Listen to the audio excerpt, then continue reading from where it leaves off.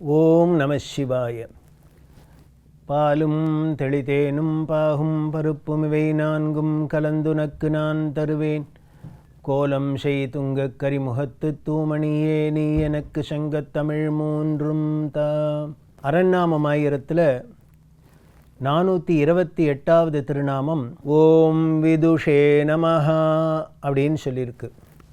இதோட பொருள் என்ன அப்படின்னா, சகலகலா வல்லவர், பேரறிஞர். தமிழில் ரொம்ப அழகான வார்த்தையாக இருக்குது, வாலறிவன் அப்படின்னு. இதுவே வடமொழியில் சர்வஜன் அப்படின்னு சொல்லியிருக்கு. அதுதான் தமிழில் நேரு வாலறிவன் அப்படிங்கிறோம். அப்படின்னா எல்லா கலைகளும் தெரிஞ்சவர், எல்லா விஷயங்களும் தெரிஞ்சவர். வெறும் தெரிஞ்சவர் மட்டும் இல்லை, எல்லாத்துலேயும் கரை கண்டவர். வாலறிவன் வாலறிவன் சர்வஜன்னா என்னன்னா, மாஸ்டர் ஆஃப் ஆல் சப்ஜெக்ட்ஸ். ஏதோ ஒவ்வொரு சப்ஜெக்டில் துளுத்துலேயே அப்பப்போக்காக வச்சுன்றது இல்லை, எல்லாத்துலேயும் அதோட ஒரு கலை இருந்ததுன்னா, ஒரு விஷயம் இருந்தது அப்படின்னா, ஒரு நூல் இருந்தது அப்படின்னா அதோட நீளம் அகலம் ஆழம் அப்படிங்கிறப்பில் அத்தனையும் ஆழம் கண்டவர். அதுதான் விதுஷே நமஹா அப்படின்னு சொல்லியிருக்கு. இதுக்கு முன்னால் காலாய நமஹா அப்படிங்கிற ஒரு நாமத்துக்கு பொருள் பார்க்குறதே கலை வடிவமானவர் அப்படிங்கிறதையும் பார்த்தோம். அந்த கலையே வடிவமாக இருக்கார் அப்படின்னு அங்கே சொல்கிறது. ஆனால் இதோட பொருள் என்னென்ன, இவர் அந்த கலை வடிவமாக இருந்தாலும் அந்த கலைக்கு உண்டான கலைஞராகவும் இவரே இருக்கார். அதாவது கலையாக இருக்கிறது வேறு, அந்த கலையை தெரிஞ்சின்ற ஒரு ஆளாக இருக்கிறது வேறு. அதனால் இவர் என்ன பண்ணுறாருன்னா, பெரிய வித்வானாகவும் இருக்கார், எல்லா கலை வடிவமாகவும் இருக்கார். அந்த கலைகளெல்லாம் தெரிஞ்சின்ற ஒரு பெரிய வித்வானாகவும் பேரறிஞராகவும் இவரே இருக்கார் அப்படின்னு சொல்கிறது. இதை எப்படி பார்க்கலாம் அப்படின்னா, இவருக்கு பல விஷயங்கள் மூலிமா பார்க்குறோம். இவர் எல்லாத்தையும் எப்படி இல்லாமல் பல பேருக்கு உபதேசம் பண்ணியிருக்கார், பல பேருக்கு சொல்லி காமிச்சிருக்கார் அப்படின்னு. இதை விட பெரிய விதுஷர், இவர் பெரிய பேரறிஞர், கலைஞர் அப்படிங்கிறதுக்கு என்ன அப்படின்னா, நடராஜர் உருவம் ஒன்றே போருமே. நாட்டியத்துக்கு நடனத்துக்கெல்லாம் அரசன்னா இவர். என்ன நடனக்கலை அப்படிங்கிறது எவ்வளோ பெரிய பிரம்மாண்டமான ஒரு கலை. அதுக்கெல்லாம் அரசனாக இவர் இருக்கார் அப்படின்னா, இவரை விட பெரிய டான்ஸர் யாரானும் உண்டா? இவருக்கு மேலே உயர்ந்த ஒரு நடன கலைஞரை பார்க்க முடியுமா? பார்க்க முடியாது. இப்படி ஆடல் கலையில் மட்டும்தானா? ஆடல் கலையில் இருக்கிறதா இவருக்கு ஒரு உருவம் நமக்கு சொல்லப்பட்டிருக்கு ஆகமத்தில். அதுக்கு பல வேதாந்த தத்துவங்கள் இருக்குது. அணுவிஞ்ஞானத்தின் மூலியமாக பார்க்குறதே எப்படி அந்த அணுக்குள்ளே இந்த அண்டச்சராச்சரங்கள் எப்படி எல்லாத்தையும் இந்த சூரிய மண்டலத்தில் சுற்றி வருதோ, ஆடிண்டே இருக்கோ. உலகத்தில் பார்த்தா எல்லாம் ஒரு ஆட்டத்திலே தான் இருக்குது. நம்ம ஹிருதயம் பாட்டுக்கு ஆடிண்டே தான் இருக்குது. இப்படி ஒவ்வொன்றும் ஆட்டத்திலே தான் இருக்குது. இந்த பேராட்டில் இந்த அண்டச்சராச்சரமும் ஆடின்னு இருக்கிற தத்துவத்தை குடிக்கிறது தான் நடராஜரோட இந்த ஆடல் தத்துவம் அப்படின்னு விஞ்ஞானிகள்லேருந்து ரொம்ப ஆச்சரியப்படுறா இந்த வடிவத்தை பார்த்துட்டோம். அப்படி நடனக்கலை மட்டும் இல்லை, எல்லா கலைகள்லேயும் இவர் இருக்கு. அதை தெரிஞ்சுக்கணும் அப்படின்னா திருவிளையாடல் புராணத்தை பார்த்தா தெரியுது. அதில் 41வது திருவிளையாடல், 42வது திருவிளையாடல், அதே மாதிரி 52வது திருவிளையாடல், இதெல்லாம் பார்த்தா இவர் எப்பேற்பட்ட பேரறிஞர், வாலறிவன், சகலகலா வல்லவர் அப்படின்னு தெரியுது. அந்த 41வது திருவிளையாடல் தான் விறகு விற்ற படலம் அப்படின்னு. அநேகமாக பல பேருக்கு தெரிஞ்ச ஒரு விஷயந்தான். ஆனால் இதுக்குள்ளே எவ்வளவு ஒரு தத்துவார்த்தங்கள்லாம் இருக்குங்கிறது தான் ஆச்சரியம். வரகுண பாண்டியன் அப்படிங்கிற ராஜா பாண்டிய நாட்டில் ராஜாவாக இருக்கார். மதுரை ஆட்சி பண்ணிட்டு இருக்கிறதே வடநாட்டிலேருந்து ஹேமநாதன் அப்படிங்கிற ஒரு பெரிய இசைக்கலைஞர். அவர் பாண்டிய நாட்டுக்கு பாண்டிய நாட்டுக்கு வந்தால் பொதுவாகவே இந்த அரசர்கள்லாம் என்ன பண்ணுவாங்க, கலைகளை வளர்க்குறது அவர்களோட ஒரு கடமையாக இருந்ததுனால அந்த கலைஞர்களை ஆதரிக்கிறது, அவர்களுக்கு தக்க சன்மானம்லாம் கொடுத்து கௌரவிச்சு அந்த கலையை வளர்க்குறது அப்படிங்கிறது அவர்களோட ஒரு குணமாக இருந்ததுனால வரகுண பாண்டியன் தன்னோட அரசவைக்கு அழைச்சி அவரோட பாட்டை எல்லாரும் கேட்குறாப்பெல்லாம் பண்ணி எல்லாரும் ஆச்சரியப்படுறா. என்ன இது கந்தர்வ கானமாக இருக்குது, சாதாரண மனுஷன் பாடுறாப்பில் இல்லை, இப்படி ஒரு பேரறிவாக இருக்கே இசைப்புலவர் அப்படி இருக்காரு அப்படின்ட்டு அவரோட புலமையை மெச்சி எல்லாரும் ஆச்சரியப்படுறா. வரகுண பாண்டியன் ஆச்சரியப்படுறாள். அப்படி இருக்கிறதே அவருக்கு தக்க உபச்சாரம் பண்ணி அவருக்கு தங்கறதுக்கு இடம்லாம் கொடுத்து எல்லாம் பண்ணியிருக்கிறதே இந்த ஹேமநாதருக்கு என்ன ஆகிடுத்து, ராஜா இப்படி இவ்வளவு நமக்கு உபச்சாரம் பண்ணோன்னு ஒரு கர்வம் வந்துடுத்து. பார்த்தியா, நம்மளோட அந்த கலை இருக்கிறதுனால தான், நம்மள்கிட்ட இந்த சரக்கு இருக்கிறதுனால தான், இசை இருக்கிறதுனால தான் நமக்கு போகிற இடம்ல கற்றவருக்கு செல்லும் இடமெல்லாம் சிறப்பு அப்படின்னு நம்மள்கிட்ட ஒரு கலை இருந்துடுத்து அப்படின்னா எங்கே போனாலும் அதுக்கு ஒரு சிறப்பு இருக்குது இல்லையா? அதோட அருமை பெருமை தெரிஞ்சவர்கள் அதை சிறப்பிக்கிறார். அதனால் கர்வம் வந்தது.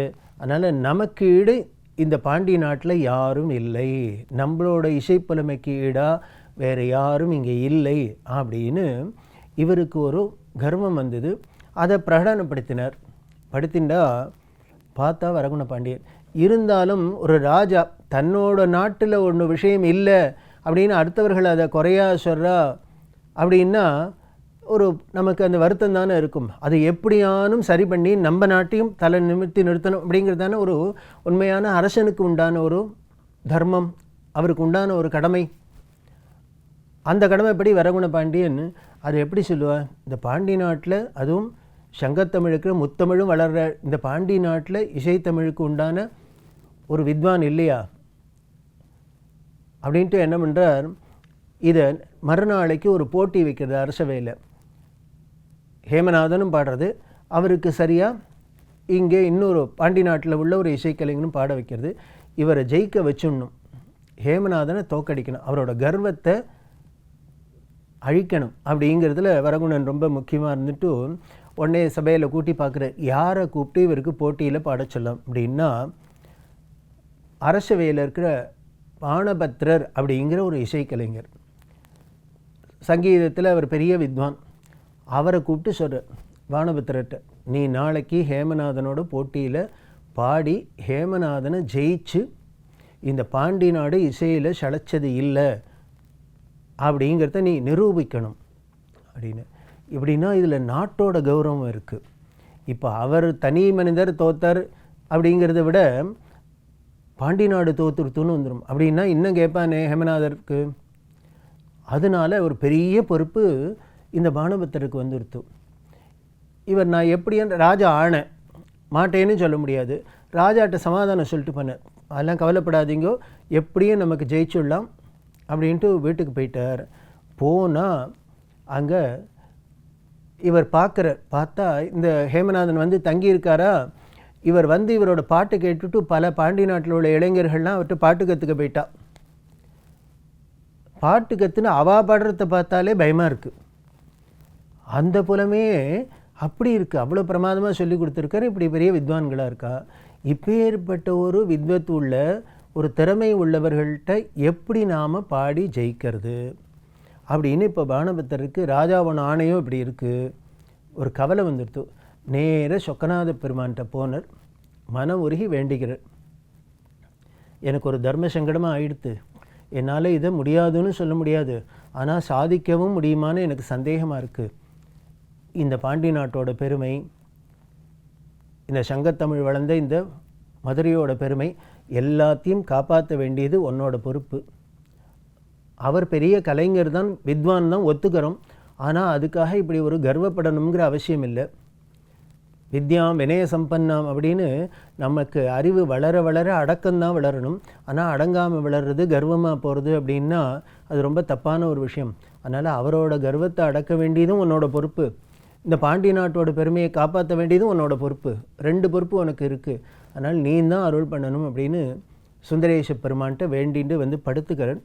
படுத்துண்டா இவருக்கு கனவில் சொக்கநாத பெருமானை வந்து கவலைப்படாத, என்ன பண்ணணுமோ ஹேமநாதனை எப்படி நாம் பார்த்துக்கணுமோ நான் பார்த்துக்கிறேன் அப்படின்னு சொல்லி அபயம் கொடுக்குறார். அதுக்குள்ளே என்ன ஆச்சு, இவர் உடனே ஒரு வயசான விறகு விற்கிறவராக ஒரு உருவத்தை எடுத்துட்டார். யார்? சிவபெருமான். எடுத்துட்டு தலையில் விறகு கட்ட வச்சுட்டு அந்த மதுரை வீதியில் விறகு விற்கிறதுக்கு வரார். ஆனால் ஒருத்தரும் வாங்குறாப்பில் இல்லை. இவர் நிஜமாகவே விற்கணுங்கிற எண்ணத்தோடு போய் விற்றா தானே யாரும் வாங்கிறதுக்கு வருவா. இவர் வேலை விட்ட வேலையில் போய் விறகு விற்றாருன்னா யார் வாங்க போகிறா? இப்படி அலையிறாப்பில் அலைஞ்சிட்டு என்ன பண்ணார், ஒரு ஓய்வு எடுத்துக்கணும், ரொம்ப அலைஞ்சிட்டேன்னா வயசானவரா, தூக்க முடியாத இந்த விறகையும் தூக்கிட்டு வராரா பார்த்தார்.